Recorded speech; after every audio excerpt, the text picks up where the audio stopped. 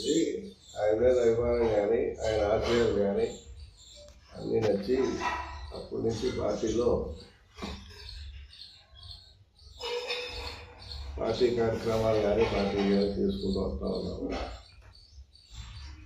అనేక రకాలుగా చేసుకున్న తర్వాత ఈ తాతముట్ల గ్రామానికి సౌకర్యాలు ఏర్పడాలనే దానికోసం, మెయిన్గా లిఫ్ట్ సౌకర్యం కావాలనే దానికోసం ఇప్పటి నుంచో కృషి చేస్తూ వచ్చాము.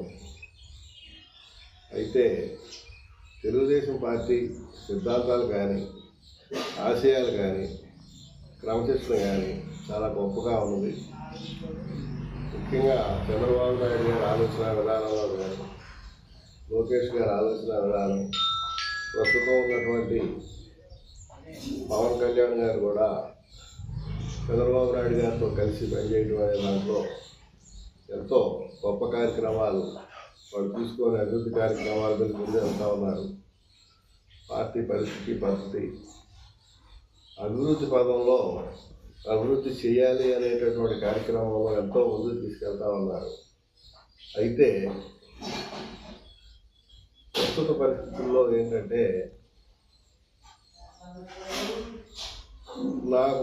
నేను ఏది ఎప్పుడు కూడా నేను పార్టీ నుంచి ఆశించి కానీ పార్టీని వాడుకొని కానీ పార్టీ నుంచి తీసుకుని కానీ నాకు ఎప్పుడు అటువంటి ఆలోచన విధానం నాకు ఏమీ లేదు. కాకపోతే పార్టీ విధానాలు ఎంత బాగున్నప్పటికీ, పార్టీ సిద్ధాంతాలు ఎంత బాగున్నా, పార్టీ అభివృద్ధి కార్యక్రమాలు ఎంత బాగున్నా కూడా ఇక్కడ ఏదో చెదల పురుగులు అంటారు చూసారా, చీడ పురుగుల్లాగా ఇక్కడ పరిస్థితులు, ఈ చీడ పురుగుల దాడి, ఈ చీడ పురుగుల యొక్క ఈ చికాకులు అది ఏ రకంగా ఉంది అంటే అసలు అది ఎందుకు చేస్తున్నారో తెలియదు, ఎందుకు ఇదవుతున్నారో తెలియదు.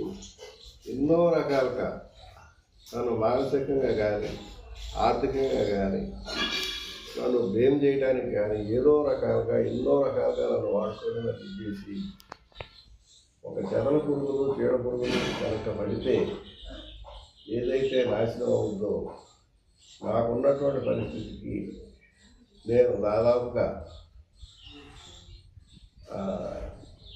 ఒక రకంగా చెప్పాలంటే ఎంత నష్టపోయాను అని చెప్పడానికి దానికి అర్థమే చెప్పలేను. ఎన్ని కోట్ల రూపాయలు నష్టపోయాను, ఎన్ని కోట్ల రూపాయలు పాడైంది, ఎన్ని చేశాను. వీళ్ళది ఏంటంటే ఈ చీడ పురుగుల దాడి